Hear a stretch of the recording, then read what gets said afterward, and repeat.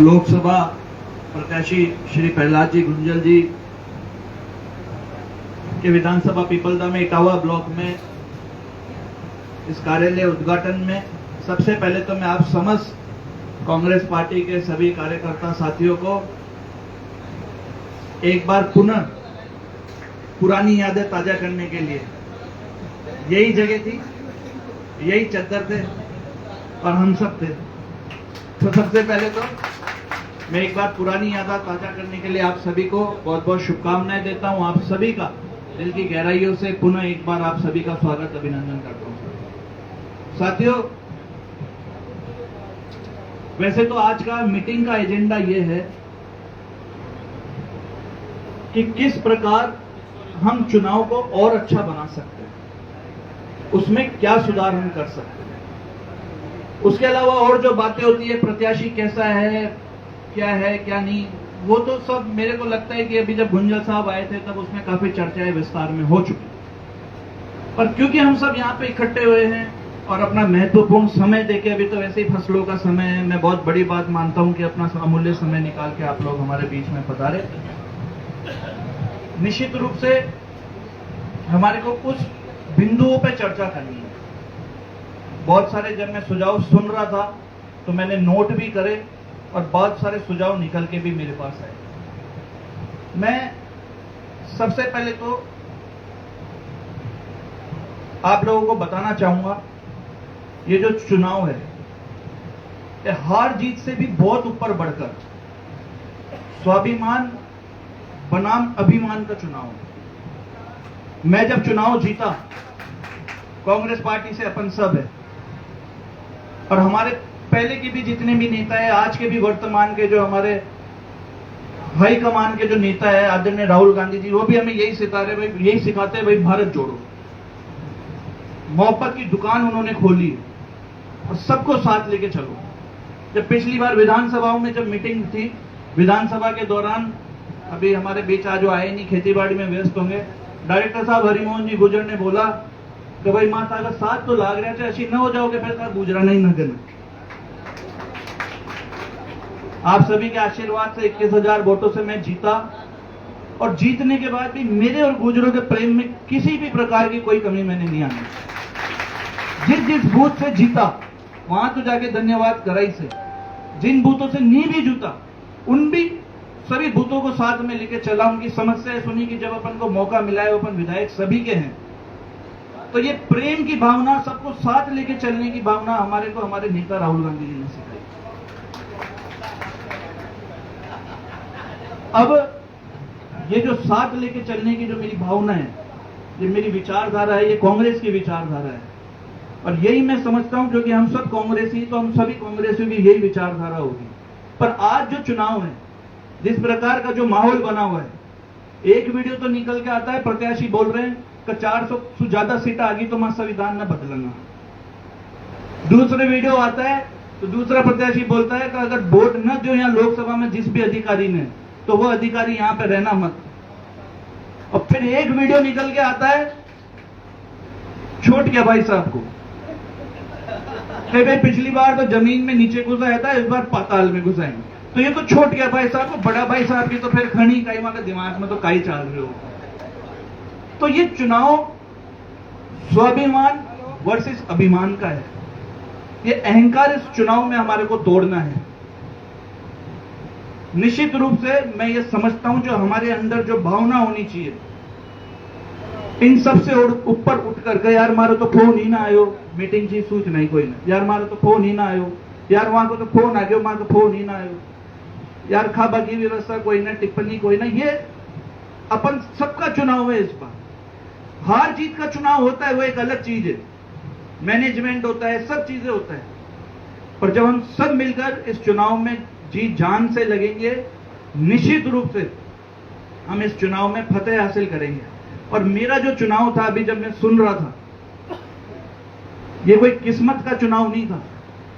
किस्मत से हो सकता है कैंडिडेट 1,000 से जीत जाए, 2,000 से जीत जाए, 3,000 से जीत जाए, पर कांग्रेस पार्टी में पूरी लोकसभा में सबसे ज्यादा, पीपलदा विधानसभा में सबसे ज्यादा मतों से हासिल किया और सबसे ज्यादा युवा नेता आप लोगों ने विधानसभा में दिया है कांग्रेस पार्टी को, जो पीपलदा की बात वहां पे करता है, वो कोई मेरी बदौलत नहीं, वो सब आप लोगों की बदौलत। इसलिए बता रहा हूं कि आप लोग अपने आप को किसी भी कैंडिडेट से कम मत समझना। अपन किस्मत के भरोसे नहीं जीते, और पिछले चुनाव में भी टक्कर तो बिरला जी से थी, तो इस बार भी बिरला जी से ही है। प्रेम जी से टक्कर नहीं थी पिछले चुनाव में, बिरला जी से ही टक्कर थी। तो आप सभी कार्यकर्ता अपने आप को किसी भी तरीके से कम मत समझना। अगर आप पूरी ताकत से, पूरे अपने मन के साथ अगर आप चुनाव में लड़ोगे, तो निश्चित रूप से हम लोग इस बार भी फतेह हासिल करेंगे। और जो मुख्य बिंदु, जो आज का एजेंडा है हमारा, गुल्लू भाई ने बहुत अच्छी बात रखी, किस तरीके को हमारे को काम करना है।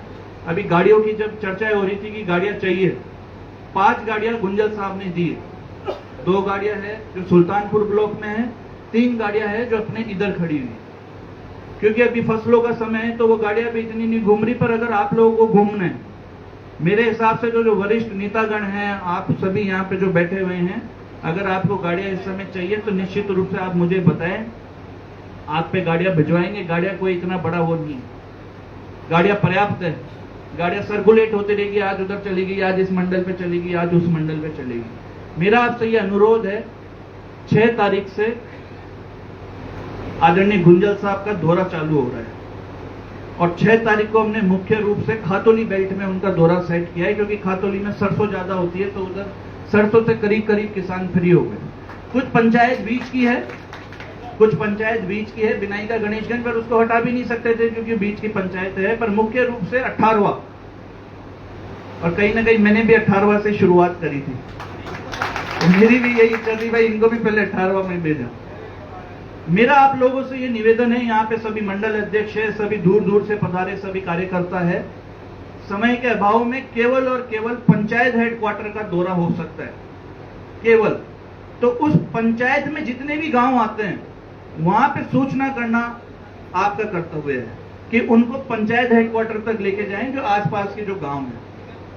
समय आप सभी के पास अभी डल जाएगा फेसबुक पे थोड़े बहुत दिनों में कि कितनी बजे कहाँ पहुंचेंगे। तो आप जो मंडल अध्यक्ष है वो यही करें कि नगर अध्यक्ष से बात करके पंचायत में जितने भी गांव आते हैं उनको सूचना की जाए प्रॉपर, और उनको पंचायत हेडक्वार्टर तक लेके आया जा सके, ताकि वो गुंजल साहब को सुन सके, क्योंकि उनकी भाषा शैली में और उनके भाषण में बहुत ताकत होती है। तो ये एक काम तो हो गया ये।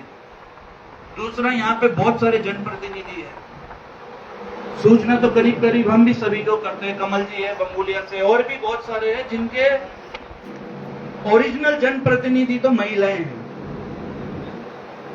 भाई अभी तक तो चलो कोई बात नहीं, घर पे बहुत सारे काम होते हैं, महिलाएं हर प्रोग्राम में नहीं आ सकती, पर अब हमारे को महिलाओं को भी आगे करना पड़ेगा, क्योंकि ये चुनाव ही होता है जिसमें वो अपने आप को निखार सकती है, अपना डर खत्म कर सकती है।